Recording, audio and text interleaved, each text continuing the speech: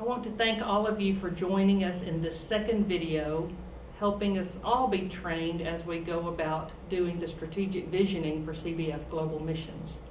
I hope all of you have viewed the first video that Rob did for you and have learned a broad overview of appreciative inquiry and where we're going with this planning. I'll be using PowerPoint and they will come up on the screen as we reference them. The first screen we're looking at is the purpose of this video that I'm going to be producing. It really is the nuts and bolts of doing the interview process. You see these bullet items. Get to know the components and structure of the interview, learn how to complete the interview, practice the interview, complete the interview summaries, and unleash the positive energy that comes from these interviews. We talk about these as interviews, but really what they're going to be are sacred conversations, building awareness of the positive, uplifting energy in our midst.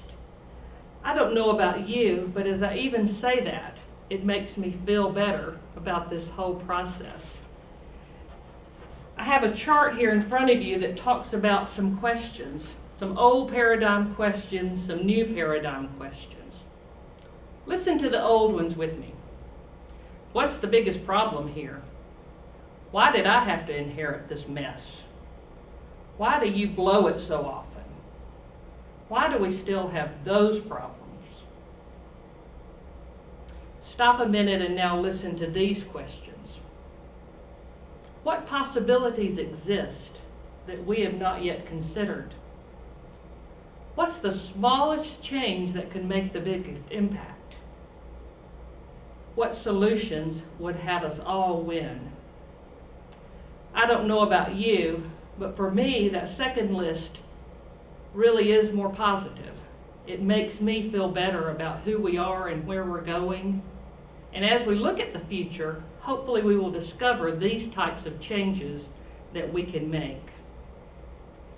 The interview that you will all be participating in is built around positive questions. The questions elicit positive responses. They call us to a higher level of conversation. They allow us to focus on solutions, not problems. They allow us to celebrate, not moan and groan. They allow for flow of positive energy. They're a much better frame from which to create a renewed, richer environment. They free us up to dream new ideas. Dream new ideas. That's really what this process is all about. Dreaming. Dreaming what could be. Not necessarily trying to fix what is, but dream new ideas. In Rob's video, he talked about the cycle of appreciative inquiry. You'll remember that one of the first phases is the discovery phase. You see it here in the circle. The discovery phase is about appreciating the best of what is, what gives life. Basically, the entire part of the discovery phase is this interview process that you all are going to be involved in. You see the stream through the other ideas. Rob went through that with you, but what we're concentrating on is the discovery. In the discovery phase, we ask the questions, we inquire in an appreciative manner about what's going well within your organization.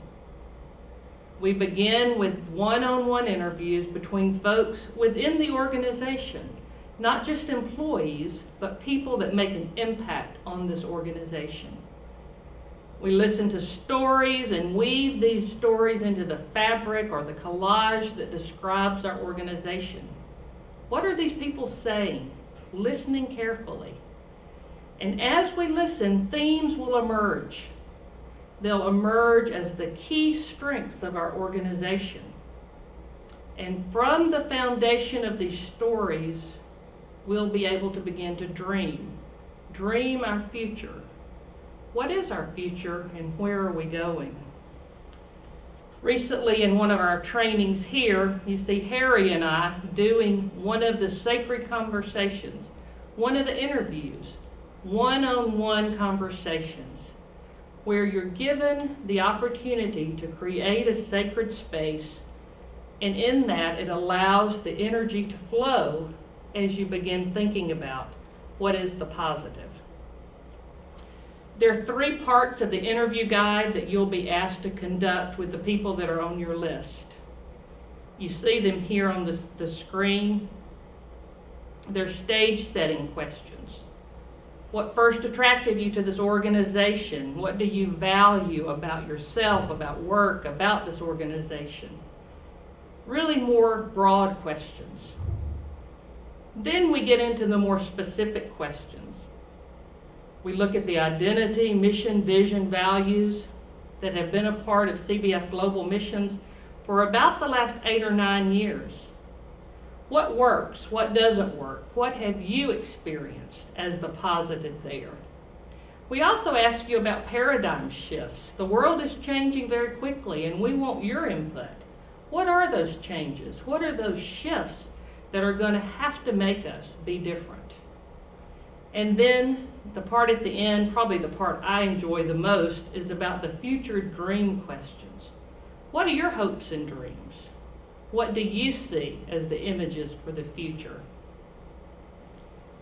The outline here, very much what I just said, but we ask about your own personal engagement. Then you're going to review and let the people talk that you interview. What has been your peak work experience? Let them review who we are. You can see here very much what I just went over. The last bullet I want to bring your attention to, questions yet to be asked and dialogued. Someone in your interview might bring up, what about this? You need to listen to that, and there will be a place on your interview guide for you to note that. I've put a note here on the training piece that at this point, I would like for you each to review the interview guide that's been sent to you. That was sent as part of the email packet letting you know that these videos had been uploaded. The interview guide will be the piece that you have in front of you as you talk to each one of the people that you have been assigned. Now, these really are the nuts and bolts of what we are about, what your work is about. You've gotten your list of folks that you're to interview. It's a chart. If you look at the chart, you see someone's name, and then we've also got a column that tells you who that person is. We thought it might be helpful because you might not know all of these people you're being asked to interview. It will let you know if it's a field personnel, if it's a partner organization, what partner that is, if it's a church staff person, a coordinating council member. This column is where you'll know who the person is that you will be interviewing. You need to take that list and schedule your appointments. I suggest a couple of interviews a week over these next few weeks. We've given you enough time to do that. I know that this does fall at a very busy time, and many of you are going to be traveling to the General Assembly, have other commitments, but you need to start planning now how you're going to get those interviews done. Probably an email to the person asking them when would be a good time that they could have a quiet time, a quiet space to do this interview.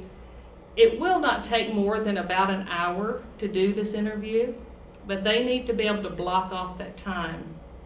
You'll also need to confirm with them how you will connect. What's the best phone number? If they're on Skype, is there a way that you could Skype with them to do these interviews? Send your interviewee, the person you're interviewing, a copy of the document. Don't ask them to fill it in, but let them go ahead and read through it, see what's on it, so that they can be beginning to process how they'll respond to you. And of course, you'll want to confirm with them as you get closer to the time, reminding them when the interview is set up and to make sure that that's still a good time for them to do the interview.